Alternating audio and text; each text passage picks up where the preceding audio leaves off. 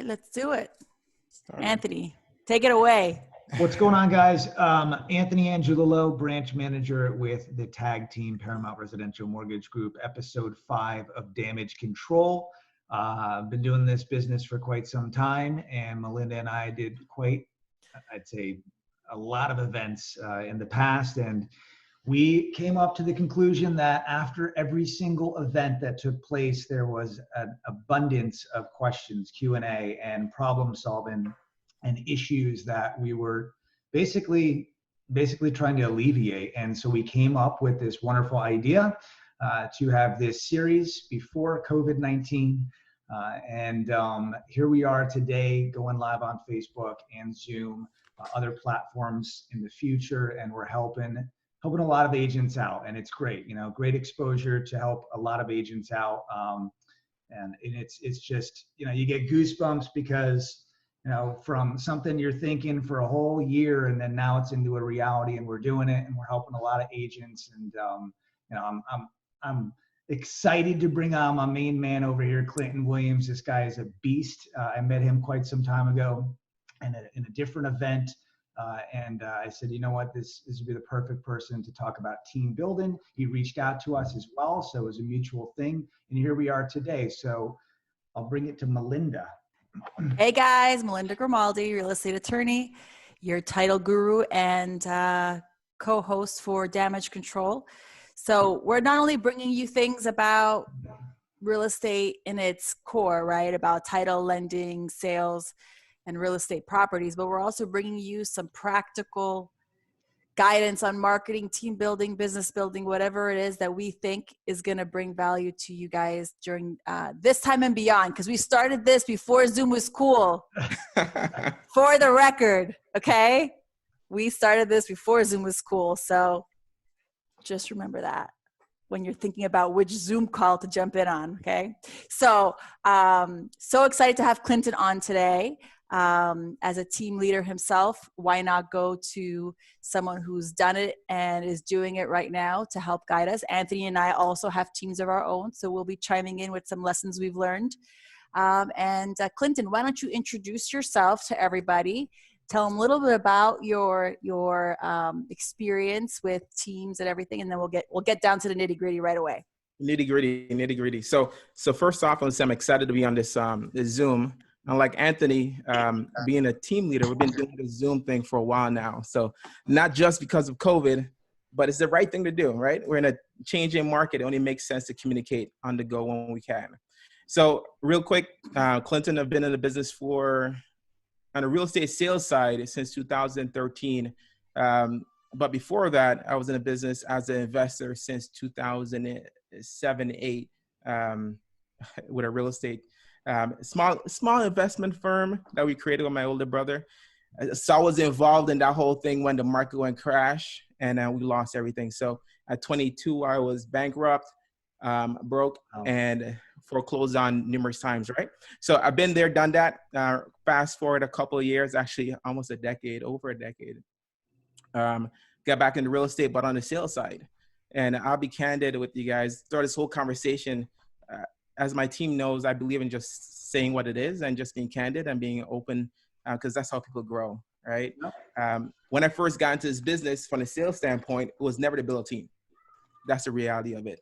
It was actually just to get the insight knowledge, because I felt at the time my agent dropped the ball a couple times, and I just wanted to know where he missed, and I figured I'll get some information and go back into investing. And fortunately, when I interviewed at my current brokerage, I had a great team leader, and she kind of sold me a dream, right? She did an interview, and we'll talk more about the process of interviewing people and the benefit of interviewing people. But she interviewed me, and I guess she saw something in me. And then when she introduced me a couple of amazing teams, me being younger, I was 27, around 27, younger and a lot more arrogant, figured that if this person could do it and that person could do it, and they're making this much money and they're doing all this and living this life that I only dream of, then why not me, right? Why can't I do it? And I will talk more in detail as we go along, but it was not that easy. Not that easy at all.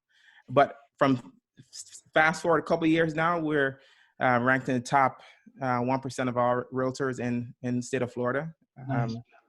We do, last year we did 81 transaction sales, total transactions over 100. We're doing okay, thank God. And the goal is what? The goal this year for my team is to do $20 million in transactions, 120 transactions total.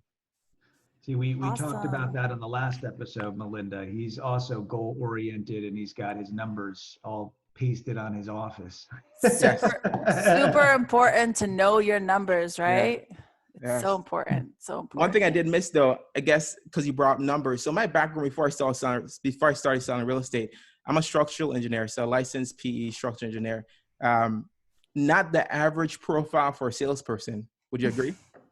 Absolutely. Not. So I bring that up saying that if I could do it being a pure numbers person, where, we're focused on making sure things happen right and pure structure, it's possible for anybody, right? So I defied the odds when it came to building a team and being quote unquote interpersonal with other people. Excellent.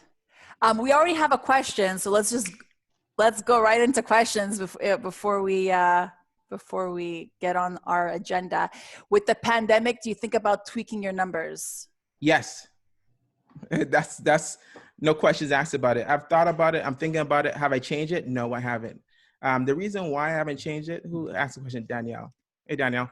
The reason why I haven't changed it yet is because even though if I don't hit it, that's one thing, but I'm not gonna reclude. I'm not gonna fall back and do less, right? My goal is to go after it still. Team's goal is still go after it. I agree. I'm not changing my numbers. No. Just do more activity. No. You just got to do different things to get to that goal. And I'll tell you something too. So I'm coached by a great coach, and I'm in a network of different agents, right? And business is still happening, guys. It's still happening. The week that the pandemic happened, the first week of lockdown, we took 7 listings as a team. Wow. Awesome. So amazing. It's still happening. Are they all going to close on time? Are they all going to come to business, going to get on a contract? I don't know. I only control what I can control. I can't control anybody else, but we do the activities that we can control. Awesome. Okay, let's get into our topic of the day, which is team building. So Clinton, tell me or explain to everybody, Sure. When you started building a team, what did you think it was going to be? And then what is it really? How about that? So when I started building a team, what I thought it was going to be, I thought it was going to make my life easier initially, automatically. That's what I thought. Yeah. I thought I was going to be able to accomplish my goal in 2 minutes flat. And I'll be honest with you, I was younger. I thought that's what was going to happen. I thought that if I hired enough people, if I just brought enough people, brought out enough leads, bring in enough leads, things would just happen. It did not, right? I learned a lot from this experience. I've been team building since 2000, about 3 years now, and 4 years actually. And this is my third iteration of a team. So this is my third team, quote unquote, with new members. So I have one person that kept on. You had 1, 2, and 3 teams, right? Correct. 1, 2, and 3 teams. But I have one person that's been on my team from the beginning, and that's our transaction coordinator, who's phenomenal. And I have amazing agents right now that work with me, that I partner with. So I'm excited about this one. Awesome. So the stereotypical person that thinks team building is extremely easy, and if we just hire XYZ, then we're going to get a percentage of ABC, and the world is happy. We're going to talk about that. Yeah. It's easier said than done. Not saying that it can't be done. It's just I too, and I think with Melinda, she could say the same thing, that assumed that taking on individuals would be very easy, and we would all make money, and we can all retire happily and ever after. So unfortunately, that's what we're going to go into. One of the questions that I have is, how did you effectively build your team? What made you want to build a team? And then how did you effectively build that team? Okay, so Melinda, you gonna go or you want me to go first? No, go. Okay, good. You're the So star. what made me want to build a team? I guess it came back from the fact that so I worked in corporate for years, right, as a project manager, and I realized early that I couldn't do it by myself when it boils down to it. As a corporate employee, I directed certain things on the job, and we had other people that did other things, and we all specialize. As an engineer, you're a specialist, right? You're good at one thing and everybody else does something else when it boils down to it. And it comes together and the job is there. So I understood that. So I had the benefit of being part of a team that was highly effective. So that's why I realized, okay, well, I need to kind of duplicate that in this new venture that I was in. I tell a story. I've only personally done one transaction where I was the only person involved, right? Meaning that every transaction I've been involved, I had an assistant, a transaction coordinator that kind of handled paperwork for me. So only one, right?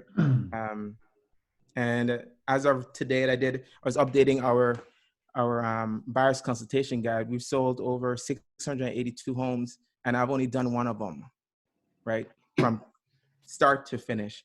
So that just says that teams are important, right? I couldn't do any of that if I didn't have a team. Wow. So who was your first hire? The first hire. So my first hire was, first I was a transaction coordinator. That's who my first hire was. Yeah, and she's the one that's with me right now. Yeah, my first hire was TC. Everybody knows her. If you've done a deal with me, her name is Chris Ann. Amazing.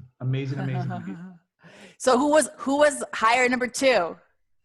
So I'm a student of the game, yet at the same time, I didn't follow it, right? Because like anything else, you feel like you do things a little bit better. That was my mindset. Okay, well, this person did this. Let me just tweak it. Let me add some sugar, or let me add some, sparkles on top of it. And then in the book, The Millionaire Real Estate Agent, they talk about the pyramid, right? So about having the correct base. And if you don't have the correct base, you're gonna basically teeter-totter. Unfortunately, it took me 5 times reading this book before I actually implemented it. And I teeter-tottered it. So meaning I hired buyer's agents before I had a strong assistant. And that was probably one of the worst things I did. And I learned from it very quick, actually. So why do you think it was a mistake? One, because I wasn't ready, right? And not that I hired the wrong person. I think I was the wrong leader at the time for the people that I hired. I didn't even know enough about the industry. Like I said in the beginning, I thought, okay, well, if I have enough leads, I bring enough people, 1 + 1 = 2. They work hard, you get a percentage of it. I work hard, you get a percentage of it. And that was just the wrong model I used. But it was a learning experience. And like I said, I've been there 3 times, right?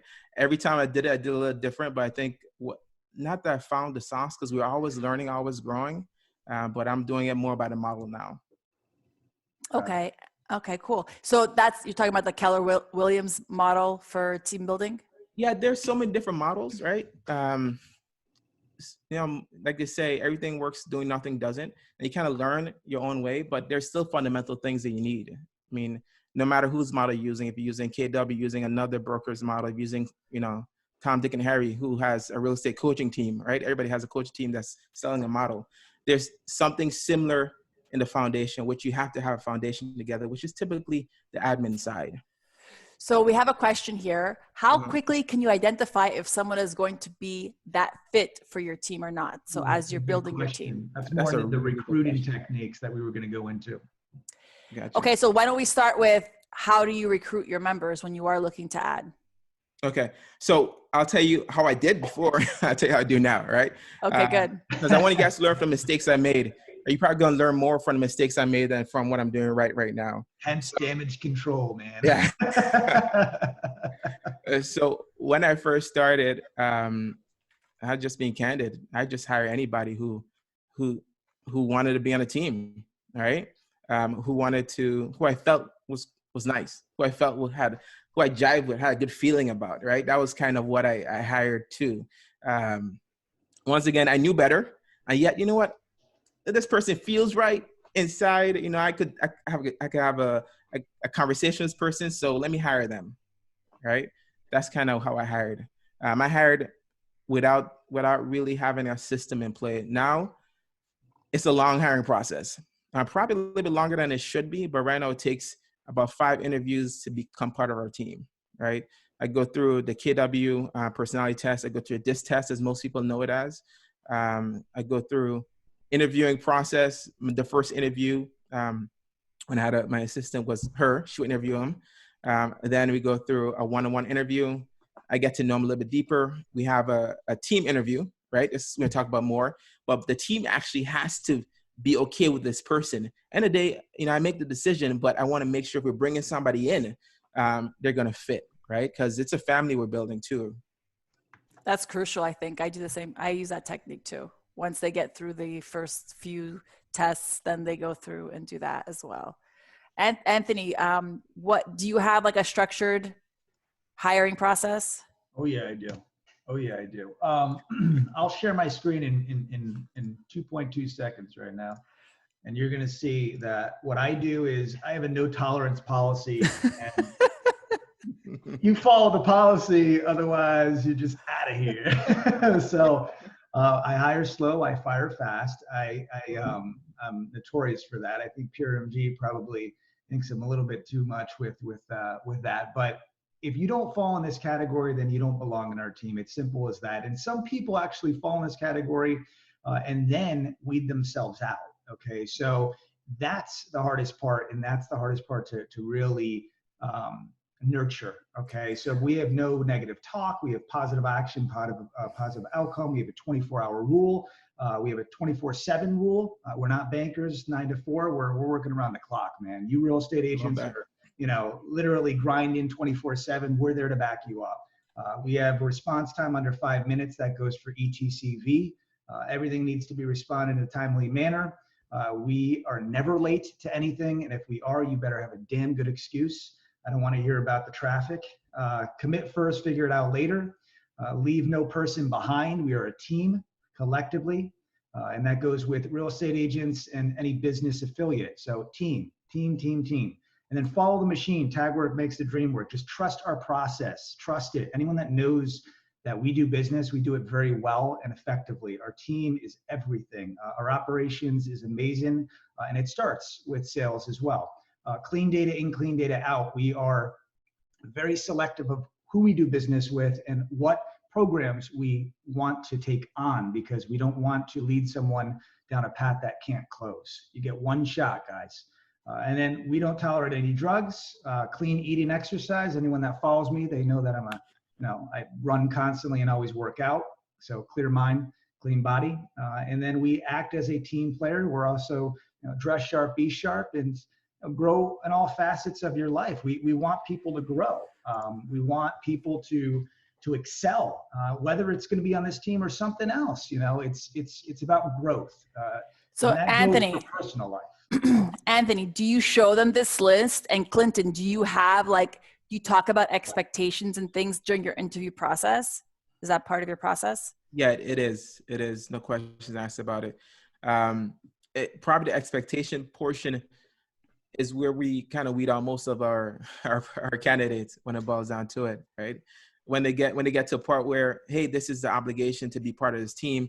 And granted, you're a 1099 employee, right? So I can't mandate you to do certain things. I can't officially tell you, hey, you have to be here at a certain time.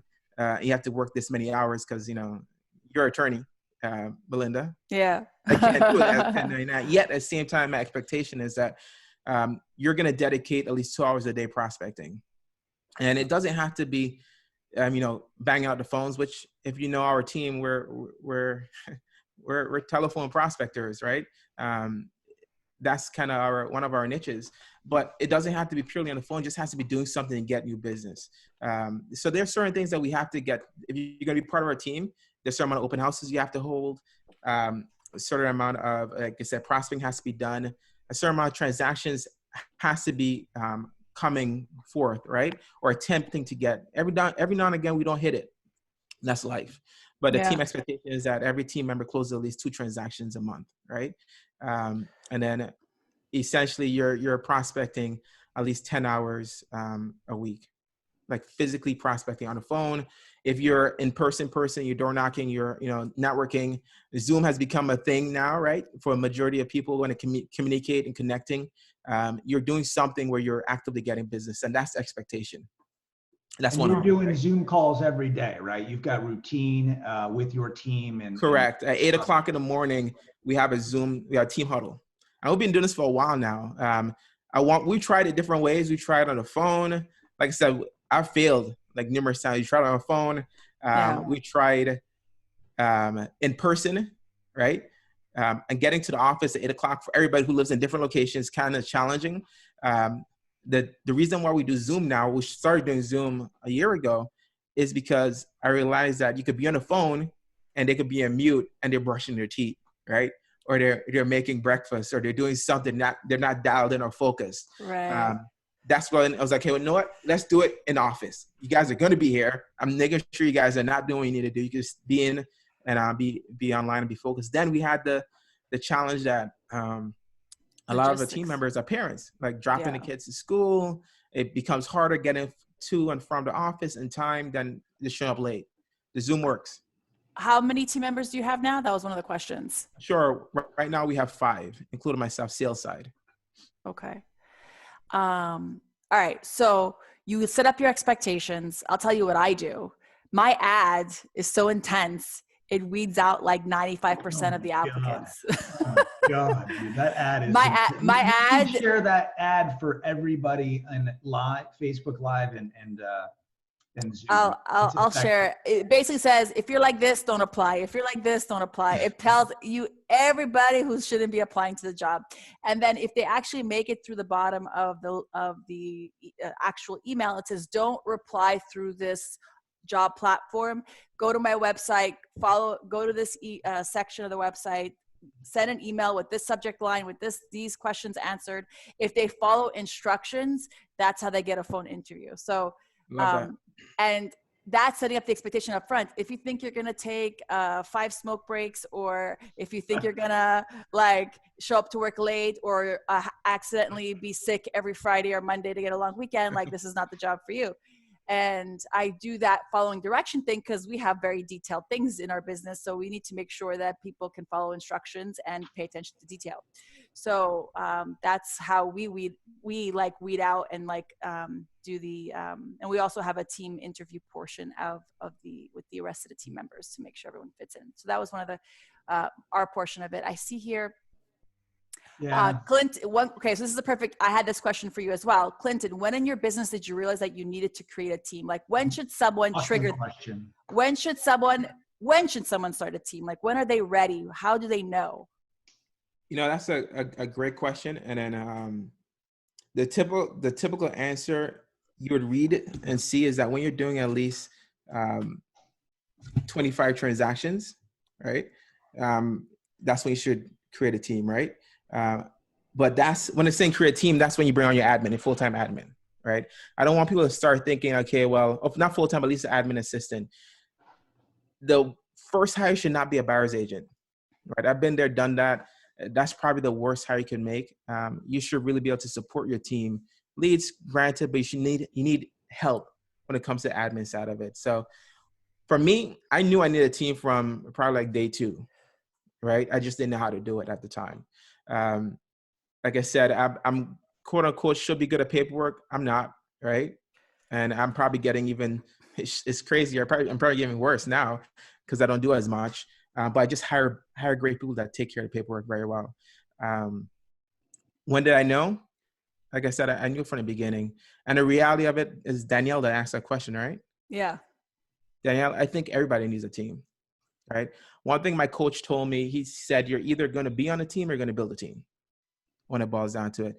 Where the real estate market is going, it's hard to compete one-on-one. You have to, and a team doesn't have to be 100 agents. It doesn't have to be one of those big expansion teams. I know, Danielle, you're with KW. It doesn't have to be a big expansion team that you're in every single office in every single state.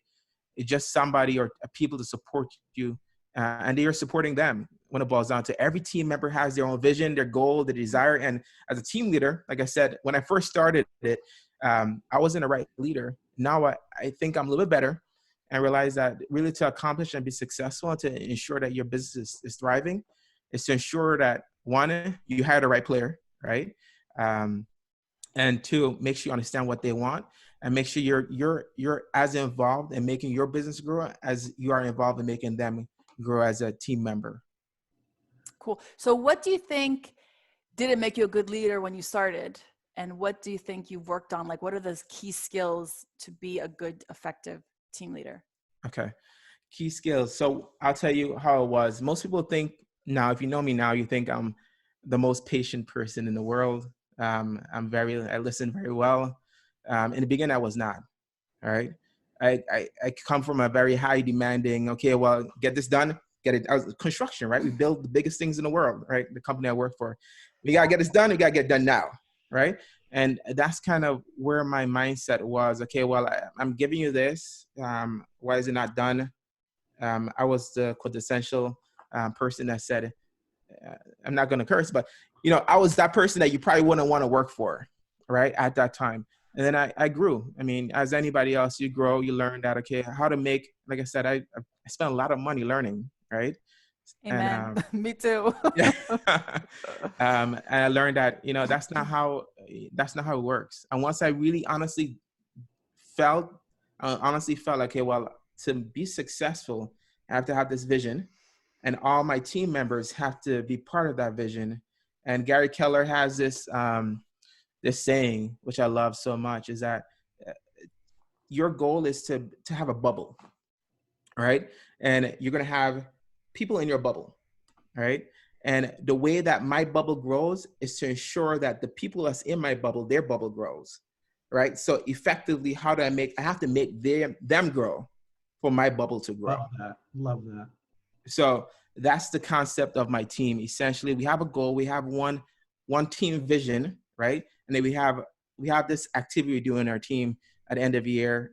We have a vision board party, all right? We know each other's visions. We know what we want to accomplish. We know what everybody wants to accomplish. We know the team goal.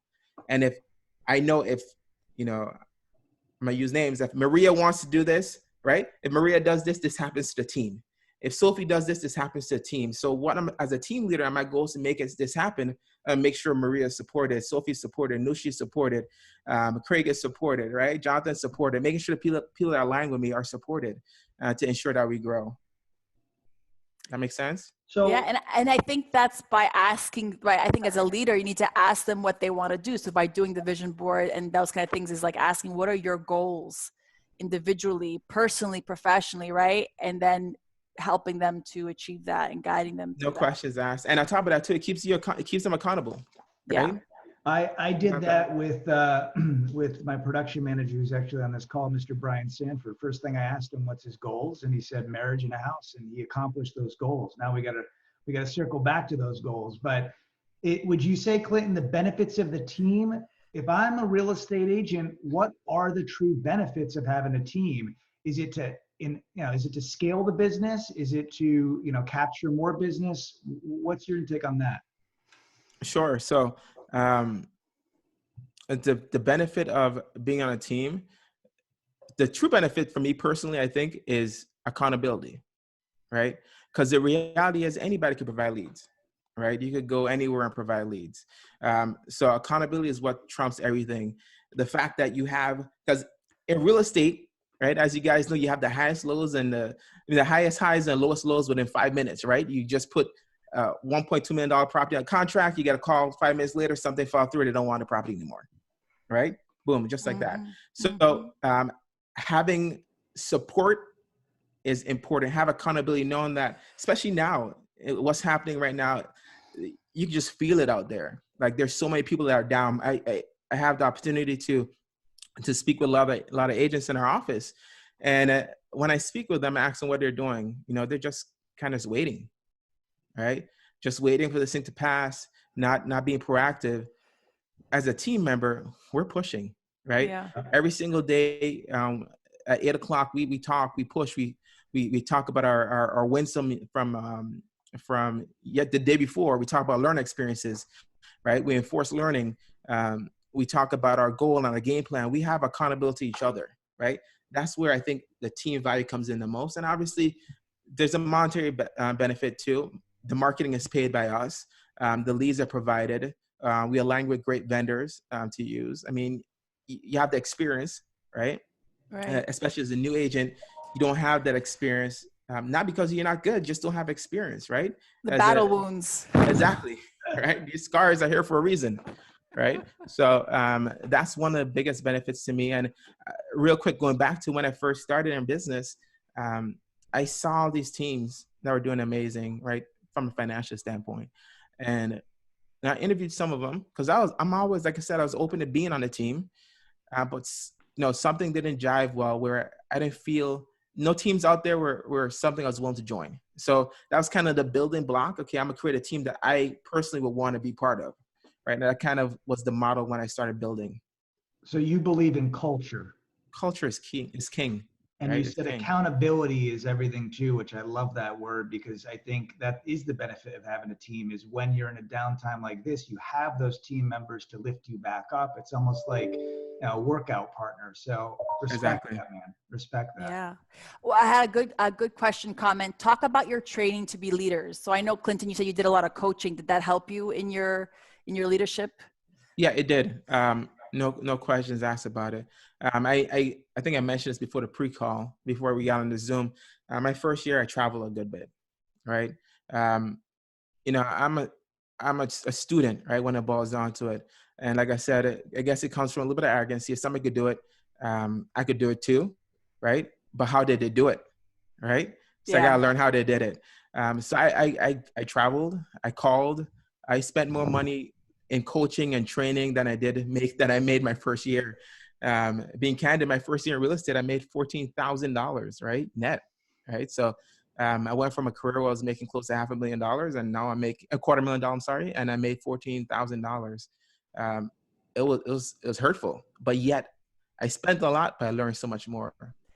How did you, in those times when you're paying all this money in coaching, you're not making the money, how did you keep your mindset on track during all that? How did you keep it focused and keep pushing towards what you're trying to achieve? So I give kudos to my wife. She's not on this right now, but she helped me. She supported me. Let's put it that way. Because as a man, right, as a provider for a family, I did feel some insecurities. Hey, man, I'm not making this money, right? I'm not making this money. I'm doing all this. But she had my back and she said, hey, she was like, hey, you could do it. Anybody could do it. You could do it. So she supported me in that aspect. And because I was involved in coaching, because I was involved and I spoke with so many different people and everybody's story is the same. That's the reality of it, guys. There's no secret sauce to it. You meet the right people to help you get the right information and you put the work in. And that's kind of secret sauce that I found, I heard, right? I'm still looking for that secret sauce. Don't get me wrong, but I know that, but I know basically everybody I've talked to, right? Everybody I've interviewed, every podcast I've listened to, every coach that I've had a coach from my first year in the business, right? So I'm still being coached right now. One of the best coaches I personally think in the US. So she will tell you that it's all about your mindset, right? Because this business, any business is about mindset, right? And building a team is all about mindset, right? And hiring the right people in your team is all about mindset. Right, for sure. Going through any kind of coaching program, they always end up touching the mindset piece. It's like so important. And then mindset coaches end up teaching sales because sales is just a mind game. Yeah. Because you're getting rejected probably most of the time and people are saying, no, not right now, maybe later, or not, whatever, I'm not interested. And then you got to keep calling the next person or keep following up. And that, if you don't have your mindset right, you are like, well, I guess it's not that good, or maybe I'm not that good or whatever, and they give up. They give up on their thing. So mindset is key. And it's definitely, the sooner you get on board with the mindset piece, the sooner you'll start actually hitting those goals and those numbers and those things that you want to achieve, for sure. And that ties into the team too, right? So as a team leader, you have to make sure that your mindset is right. I'll be candid again. There's times where I'm jacked up, like something happened, right? And I'm upset. things happening, life happens, right? Everybody has life that happens, and I have to go jump on this call to motivate my team, right? The fortunate thing is, I think it was Peyton Manning that said this. Somebody interviewed him and said, how do you align yourself with the right athletes, right? How do you motivate your team members? He was like, well, we're good because we hire the right people. We hire motivated people, right? So it's about also when you're going through and you're finding the right team member. Granted, everybody's not going to be on cloud 9 and 24/7, 365, right? But that person has to have that thing, right? They have to have that, okay, well, they want something. They have to be hungry, right? It has to be a reason why they want to be a part of you, right? They have to see your goal. They have to want to be part of it. And the next thing too that I hire to talent, not to skill, right? Anybody could teach skills. I'm a prime example. I'm not a quintessential salesperson, right? I'm an engineer, right? And I learned the skills to sell. I learned the skills to help people make the right decision for them, right? And same thing for your team members. They're going to have to learn that skill. And if you have that skill, you could teach it, you could train it, right? But if they don't have the talent, they don't have the drive, they don't have that inner motivation, it's going to be a waste of time. And I've been there, done that, and I have a T-shirt because of it. So Clinton, what if they don't have that motivation and that passion and they, that vision? How do you manage and delegate that? That's the hardest part. I guarantee you there's a lot of managers out there that are not true managers and that are just, going day by day in terms of trying to manage. Sure. So how do I manage that? One-on-ones, to be honest with you. The reality is, like I said, deep down inside, I hire is a long process. I know they're motivated. Like I said, with everybody, we have moments that we're not where we're supposed to be mentally. When you see that over and over again, that's when, we on our team, we have we have a team huddle at 8:00 every single morning. We have a team meeting on Mondays, and then we typically have one-on-ones every other week, right? If you're a buyer's agent, your one-on-ones are typically done with my lead buyer's agent. And then my lead buyer's agent and myself, we have our one-on-ones, and then I have an allocated time with the agents that are under her with them. So, but how do you manage it? You're asking. Yeah. You go back to it. There's always an issue. You could tell something is up, right? You can always tell something is up with somebody. By now these people, right? If you go through an interview process with me, it's you get to know their wants, needs, desires, their fears, just about everything, including their blood type, almost sometimes how it feels, right? So when somebody is just having a rough day, but if that rough day keeps happening over and over and over again, then that's where we come in, because energy is everything, right? The vibe has to be right? And if the vibe is wrong, then it messes up the entire team. So as a leader, you just have to keep your eye out for it. Yeah, and pay attention. As you mentioned, Anthony, you hire quick, you hire slow, you fire fast, right?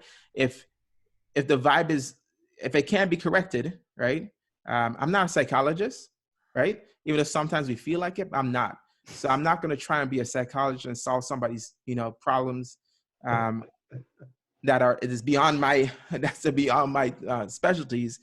It's to a point where, I'm going to give them the opportunity to grow somewhere else, if that makes any sense. So basically what you're saying in a nutshell is that if that person's sucking up all that energy or that time, then it's not going to be a benefit for the team collectively, because that's in return a cancer.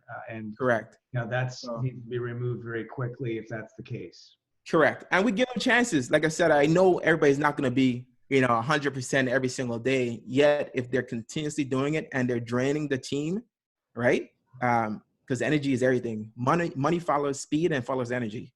So if the energy is wrong, it's going to affect it, because everybody feels better when they're making money, right? That's kind of how it is. Right? What's the saying, Melinda, that you said to me? Money makes more money. What was it? When you're making money, it's easy to make money. Yeah, heck yeah. And when you're losing money, it just goes. That's for sure. So what are some of the motivation tools you use with your team that drives your return? That's awesome. that drives my return money. Okay.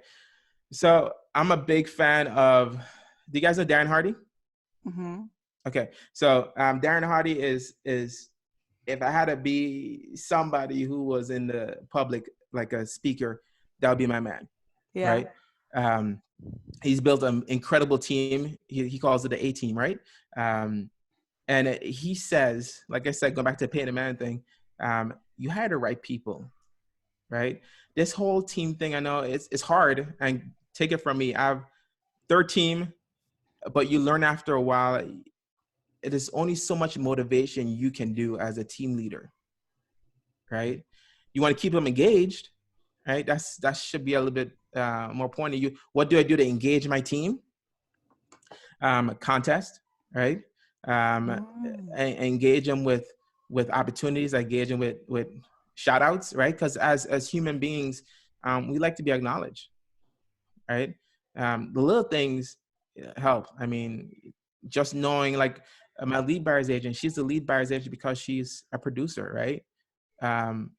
Bringing her up, just acknowledgement, opportunity to grow, right? That's motivation itself. That's engaging them. Mm-hmm. Michelle, to answer that question or elaborate on that question as well, when I went to go train, his team on lead optimization, they were doing that already. They were physically doing one-on-one trainings. Every morning it's like clockwork. Clinton is in their face saying, "This is what we need to do," and they're taking that constructive criticism to heart, and that's very important as well, because collectively that camaraderie needs to mesh, if that makes sense. So he's using those tools from resources that he finds online, from mentors, right, from people that are coaches that already have successful teams, and he's putting in his own content, which he's doing very well. I love that. I think for sure coaching has helped me be a better leader, for sure. Because at the end of the day, you're as good as your team, especially in my setting, in Anthony's setting, where people are representing us, in the community. So learning how to make sure. So we do daily huddles now as well. And what we do on our daily huddles is, what's your focus for the day? What are your big nuggets? And then for us is, what are you grateful for today? Especially in these times, it's just important to keep that. And I said, you can't repeat the same thing in the next day. It's got to be something new every day. So now we're starting to get creative, but reminding people and making them feel comfortable and confident in their positions. I think, in our types of settings where we have employees, that are part of our team versus yours, is that, and the same thing, I think, although I had moments where I were in this coronavirus time where I've been like, oh shit, excuse my language, but I had to make sure to stay definitely focused and not give that vibe off when I've had those moments, because it slipped once and I kind of had it in front of my team and I realized, wow, that was a big mess up on my part. I need to get my, what together. So how do you in these times, keep your act together? What are you doing to keep your mindset right? Any tips for everybody out there? So for me, just coming back to our morning huddles, like you said, the first thing you talk about is gratitude, right? Maybe it was, I think, Tony Robbins who said it. Like you can't be pissed off with the world if you're grateful, right? You can't be having a bad day if you have a big old cheesy smile on your face. I teach a class called the tips for 10 tips for highly effective agents, and one of the things I talk about is doing something just bring you joy. Right. There's a study by Harvard, if not mistaken, Harvard or Princeton, I can't remember, one of those Ivy League schools. Right. And it talked about how they took these clinically depressed people. They had 100 clinically depressed people. Right. They took them off their medicine. Right. And all they had to do every single morning was go in front of the mirror and smile. A big old nasty, cheesy smile, right? From ear to ear, smiling. Right. And they did that for 5 minutes consistently. And then they're doing intervals every hour. Right. And then know what happened eventually? Not everyone, right? But it was like 82% of them felt better, and they did not have to return to their prescription medicine. And they tracked those people for years, right? and it dropped down to like 70. But the people who kept doing it is the one that felt the results. So when it comes to making your mindset, I mean, making you feel encouraged and, powerful, it's on us, right? For me personally, like this morning, I had my team huddle. I was feeling funky this morning. I'm not going to lie to you guys, feel funky. But I went and did a 2.5 mile run, right? You bring that energy, bring endorphins in. After that, I went in front of the mirror and I did a cheesy old smile, so big, right? So I got to see myself smile. You laugh at yourself and you change your vibe, right? Because as a team leader, once again, you have to make sure your team feels that. Because trust me, they know when you have a bad day, and I've been called out. I've had the team meetings or Zoom, and I have one of my agents call and say, "Hey, Clint, is something wrong?" Yeah. Right? So they know, right? Did you not work out because you're pissed off? You better go eat, man. Yeah. So and it's that moment we have to check yourself. Like, man, I owe them. I owe my family the responsibility to make sure my mindset is right, and it's up to me, right? So that's kind of keep my mindset where it needs to be. And is it always perfect? Heck no. Nah. Yeah, you've got like not in this business. Clinton, do you meditate? I do. So I practice the savers. I'm not sure if you know Hal Elrod. No. Oh, yes. I've heard yeah. of him. Yeah. So Hal Elrod, The Miracle Morning. Yes. He talks about, the savers, you silence in the morning, affirmation, visualizations, exercise, and it's actually reading. And the S is prescribing, which is writing. So right. This is my home office, but I have journals everywhere. So every single morning I write. I go through if I turn my screen, I have affirmations on my wall. I have affirmations inside my bedroom, which my wife probably hates because on top of her mirror, which is a fancy little mirror, I just write on top of it. As soon as I wake up, I see it. But all those steps, just make sure your mind is where it needs to be. And because once again, it's coming back down to you're responsible as a team leader, right? You will go from, if you have a husband, if you have a wife, if you have kids, you're just taking on more responsibility, right? Granted, if you do it right, it makes sense. But a lot of people feel like they have to build a big team to make it work. And the reality is you don't. And then in addition to that, a lot of people think that you have to build a team, right? You don't. You could join a great one, right? Because the reality of it is there's strengths and there's weaknesses, everybody, right? So would you say bigger is better or leaner? But what would you, like, if I'm a real estate agent, obviously you want to start somewhere, but I had a big team and now I have a smaller, more condensed, leaner team. What would you say? Like, if I'm a real estate agent, bigger or leaner? I say leaner. I say go lean and then go big. Right? Be as lean as possible until you need to expand out. Right? And trust me, I've done it where, you know what, I'm gonna be as big as anything else. And I realized that, okay, when you get that big, there's more expenses. And then people feel like, especially in the real estate world, ego is huge, right? I know probably everybody on here is an agent. We put our face on everything. So ego is a big thing. You want to have the biggest team, but when it boils down to it, what really counts is how much money you make, right? And at times when you have a big team, you're spending a lot more money because you have to provide those resources. And I've been there, done that. Like I said, I've built a team where expenses were more than what I was making.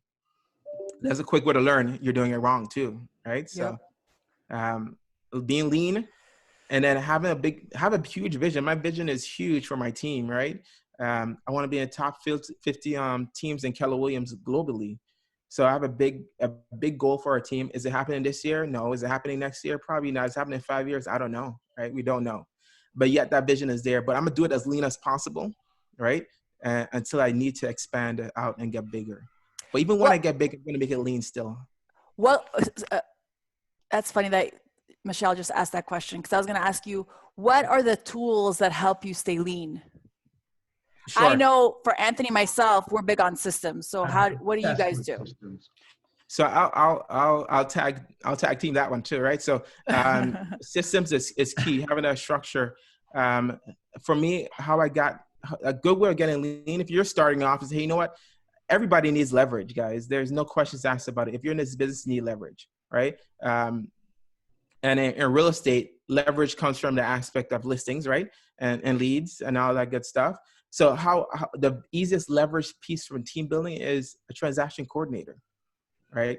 You don't have to bring on a full-time assistant or even a part-time assistant. You can find somebody who's going to do a deal or help you structure a deal or follow the deal for a percentage of what, a percentage, right? A percentage or a fee. Like my TC, when she first started, she started off charging, it was like $500 a file, right? Which was, she's quality. Like you can't, I would pay her $1,000 a file. Hopefully she doesn't see this, right? But I'll pay her $1,000 a file for how good she is. $5,000 a file, man. She is amazing. Yeah, she's solid. So you hire right people, but kind of how I have it down now is that because we're doing so many files, right? It became consistency. So right now I have her where she gets a quote unquote a salary. I'm being candid, right? I pay her $2,000 a month, right?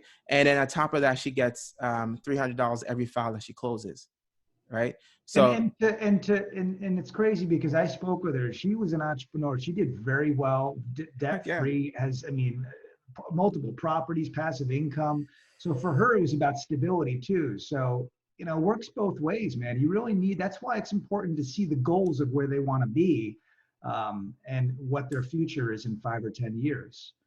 So no questions asked. Like I'm gonna brag on her for a little bit. I know you guys don't know her, but she was an LO, right? At one point, she had a mortgage broker's license. She also has her real estate. She's also a real estate broker, and she also did title. She was a title underwriter. So imagine having that person. That's why she's so good. Yeah, she really knows all aspects of. Yeah, she does. Deal. So that's my.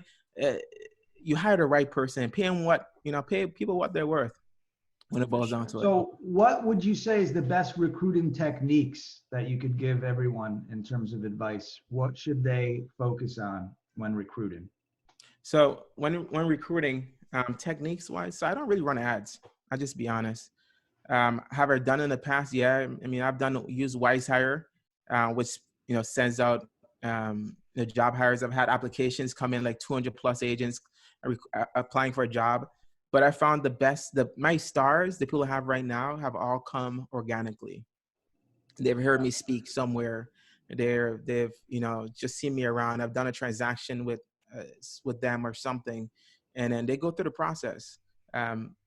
Maria, I'm not sure if she's ever going to see this. Maybe she would. She was in a class that I was teaching, and she'll tell you the story. She came up to me and said, "Hey, are you hiring?" And I said, "No." Right? I'm always never hiring, but yes, I always am. Right? So it's always no, and it kind of just shows if the person really wants to be part of something, they're gonna go for it. So she contacted me on, requested and provided value to me before we even had that first interview. So I find that the best way to hire for me personally is organically. So for a referral or a person I've done a transaction with, or just still get that vibe, but you gotta go through the weaning process. So no interns or no internships or anything like that? No. Okay. I almost missed that, right? So I do. We have interns. We have interns, right? We have right now on the roster 2 interns. One is phenomenal. Vicky, both are phenomenal, but Vicky wanted to be a real estate agent. I got her from leverage, right? So we're talking about team building. We're talking about leverage. One of the best leverage points or tools you can use is internships, in my opinion, right? Because you get to provide value of education. If they're in school, you get to give them credits. And also you got to reduce, if you pay them not as much as you typically would, or you get, I don't say free labor, but you get somebody to help you out because they're getting value from it, right? Mm-hmm. So internships have worked. I will give you the website that we use, and I would be lying if I tell you no offhand. Maybe I know, Anthony, I told you about it because Tacey is the one who set it up for me. Having the right people, right? Having the right admin. Because there's certain things I'm good at, and there's a lot of things I'm not. I'm probably good at few things and just not good at a lot. Yeah, but those two interns you had, they were great. They served their purpose. It was basically almost free labor. I mean, they got their credits, and next quarter they're gone. But you got value out of that as well. And who knows? They might come back. One is still here, Vicky. Vicky's still here, right? Wow. She's getting her license right now. Nice. There you go. There you go. So recruiting, guys, that's key, man. I believe, from my experience, I would rather mold someone to the person that I want and I know is going to be a fit for our company, rather than having some big wig come in and wreck that culture. It's important, man. I agree with that for sure. The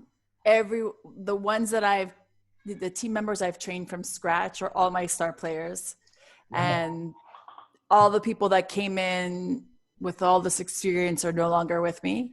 I think there's old habits,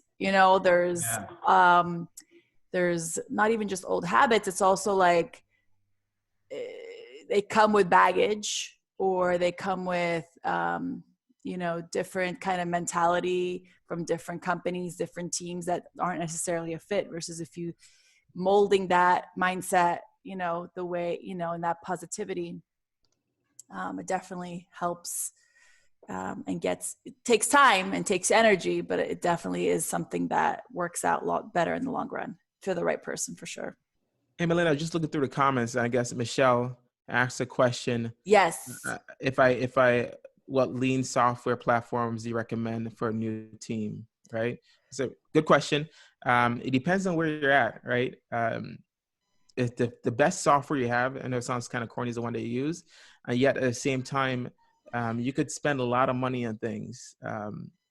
What brokerage company you're with? Whatever software your company is with, I would say start there, right? Do they have the aspect to do a team? Do they have like a team accountability with that software? Do you know? They don't? Okay. Broker. She's her own brokerage. Yeah. Okay. So, cool. Awesome. Congratulations. Right. I feel that. So I would definitely look at investing in something that has team accountability. If you want to start off lean, I think the leanest platform that I used when I first started was LionDesk. Yeah. Yeah. LionDesk is lean.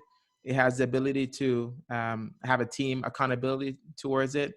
You probably will outgrow it eventually, hopefully, right? That's the whole goal, right? But LionDesk is solid from a team being lean. It's what, $25 a person that you add to it, so it's solid, right? And you get the technology package, right? Make sure you get that tech package, which includes the text and the video and all that good stuff. Is important. And then make sure it's being used. Make sure it's being used. Right? Make sure it's being used. We have so many systems on my team.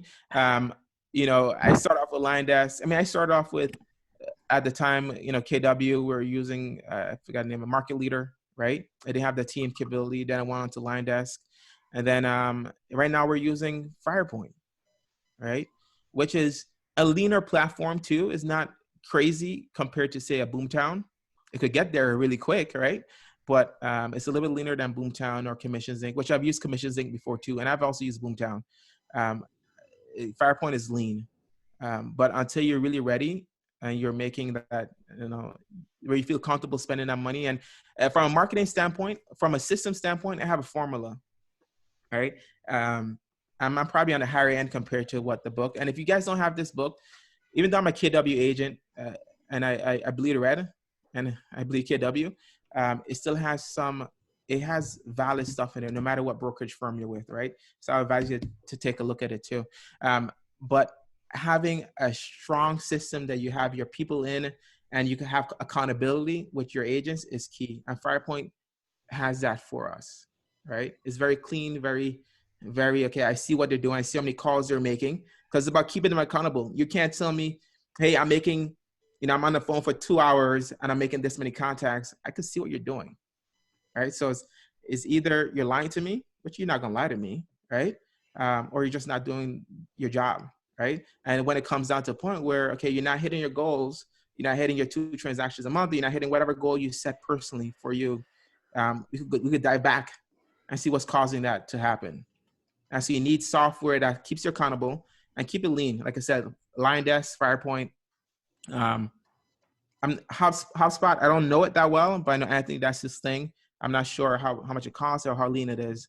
But Anthony spent a lot of time and money making that thing what it is right now. It's not lean. That's for damn sure. Not anymore. It's a free software. If you could start off free and then build your way up. Yeah. Rabbit hole. Definitely. Starting lean is good, but then also like planning ahead and the time and energy of switching. I've switched in my 10 years so many times, and I'm finally happy where I'm at. But my software that we use for our closings has made us so much more efficient because we're using all the tools within it. So I think there's that's important, but then also like documenting how things need to be used, documenting how everyone's responsible for using those items. We use what's called Nuclino. It's a free site. The symbol is a brain. So the idea is it's a shared brain, and that's where everything goes. It's how we do everything is written down. And if someone asks me a question, it should be in there. If it's not, we create one. So it's like our Bible of systems, procedures, checklists, and protocol scripts for everything, and references for everything. So starting that, like this is, if you're a team leader, you want a certain way that your team represents the team when they're doing, different phases of the transaction. This is how you communicate to the transaction coordinator. This is how where the docs needs to be saved, like all that. By starting off by having those things written down, no matter what business you're in with your team, they know what to expect, and that's how you can hold them accountable. No question asked. And then talking about software too, you brought it up. We use Trello and we use Slack, right? Yeah. 2 free systems, right? Team communication is all in Slack. We know what's going on. We have different folders. We have a training folder. We have general announcements. We have social media posts. We have everything goes in Slack. We communicate everything. We have event planning, our one-on-one schedule, ideas, KW classes, office needs. I mean, everything is in Slack, right? From an admin standpoint, any phone messages, like we have a folder called random, right? It's for everything else. Yeah. So Slack works. Trello, like you said, Melinda, that's where we keep everything. Cool. We have folders or we call them boards for training, right? And we create videos, right? Everything is automated that way. When a new agent comes on, they get the welcome video. Hey, this is Clinton. I have this spiel that I do, right? And then we get the scripts. They're all there. So we know they're in this phase. They have, as a new agent, you have to, come with at least 100 of your sphere of influence that goes into CRM for us to start marketing to get you business as soon as possible. I mean, there's all systems and tools. That's an easy way of starting lean. Slack, Trello, Blind Desk, right? I think and Facebook, right? So a team leader, right? We talked about accountability, and then also you have to talk about feeding the beast, right? Accountability is everything, and yet at the same time, if somebody's not making money, they're not going to be happy, right? The goal that you bring on somebody to this team to help them become better. And like I said, you're not a psychologist. You're a rainmaker. You're there to help them provide for their family. And you have to make sure you step it up and ensure you have enough leads. And on top of that, have enough coaching, right? Have the skills to coach them through a situation, right? Granted, there's leads. You could go on Facebook right now, spend $500 and get 500 leads, basically, right? Quote unquote leads, but how to convert those people is key, and having the ability to train those people. And if you can't train them personally, having tools or resources to get them trained, because not everybody's a trainer, not everybody's a coach, right? But having that there to make it happen. Awesome. For sure. Do we have any, let me make sure we hit all our points. I think we did. Anthony, you want to add anything else? He answered pretty much everything that, is about team building. Easier said than done. Accountability, structure, systems, it seems like it's common sense when the definition of a team, but there's a lot of obstacles that come into play, and it's consistency, and that brings stability. So I just want everyone to know that it's consistency, and you've got to treat that team with respect and build that team and feed that beast, like Clinton is saying, that we're here to make money, and we're here to share our knowledge. Clinton's amazing with systems, and he's always changing and implementing different technologies. So it's constantly changing. Don't think that once you get all these systems in play that it's click, plug and play, and life is great. It's constantly being updated, and that's important. That's because as your team grows or changes, you need to adjust to that, right? Yeah.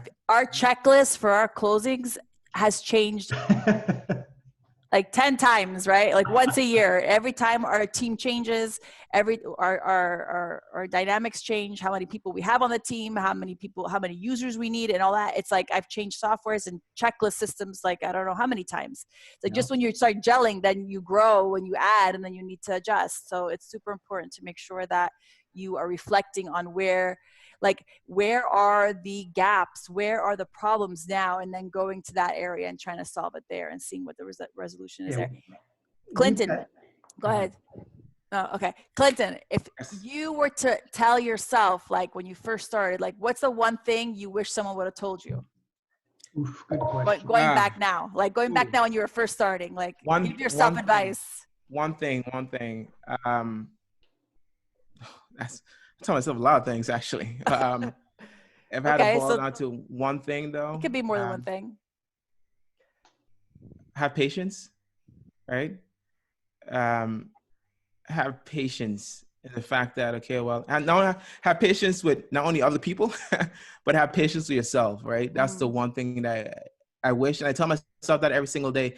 The next thing would be hire the right people and fire the wrong people quicker, right? That'll be because as an agent, even though we don't think, because we don't have to pay team members a salary per se, they're 1099. Even though we're not paying them money, there's still costs, and they're costing us money when it boils down to it. So hire the right person or hire the right people. And even if like I have this long process that I go through, I mean, it's at least a week before, it really gets any confirmation I'm going to hire you. Like you keep them sweating basically for a while.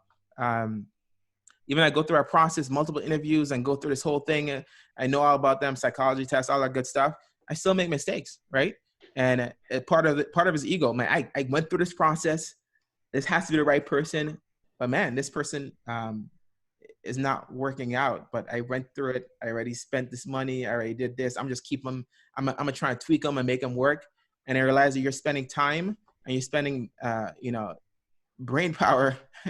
You're becoming a psychologist. Whenever I realize I'm becoming too much of a psychologist to a person, right? And it's causing me stress, right? I already have enough gray hairs already. If it's causing me too much stress, and they're not getting it, and the vibe is off, not just for myself, for the team, that's a signal. You let it go, right? You can't fix it. Don't try and fix it. Not that I can't, but don't try and fix it. That's one thing that I would say. I tell my younger self, hey, let it go. Start new, start fresh. Don't drag it into the future. Like, don't try to turn a giraffe into an elephant. Yeah, don't turn a giraffe into I don't know. Exactly. It's like, you can't make miracles, right? Sometimes people need their own mind shift. You can't do that for them. They're going to have to do that for themselves. Yeah, they will. Right. They will. Well, awesome. This was a really awesome chat. What do you think, Anthony? No, it was. I think it was awesome, and I appreciate you coming on our show. And thank you so much, Clinton, for amazing, sharing. Man. It's amazing that you've definitely the long time I've known Clinton for about say almost a year and a half, 2 years now. Yeah, 2 years. And I feel like I've known you for 5, man. So not from all the crazy deals that we have, but it's just we have a good connection, and he understands the concept of team and let's tag team this deal and communication, because his entire team effectively communicates like no other. I've got to commend you on that, man. You guys are really, really, really well at communicating. And that's a very, very big, important part of team building, folks. It's huge, huge. Thank you for that. I appreciate it. You guys are amazing. Melinda, Anthony, you guys are the best. No questions asked about it. Thank you so much. Thank you for sharing your time. We've had some great interactions on Facebook and here. So thank you. Everyone, I think, is going to walk away with some little nugget, at least one. And so, you have any more questions? That's it, right? That's it? I think we cut all the questions from what it looks like. So thank you, everyone, for coming. Thanks for everyone for chiming in. We got some great future episodes coming up. So check out our future promotions. And yay, Michelle. And I hope everyone's staying safe, staying healthy. Keep up the good work. I know you guys are all out there trying to do your thing right now. Just keep it up. It's going to pay off. It will pay off. Just give it a little bit more time and we'll get there, guys. So have a great day. Awesome. Thank you, guys. Bye. Take care.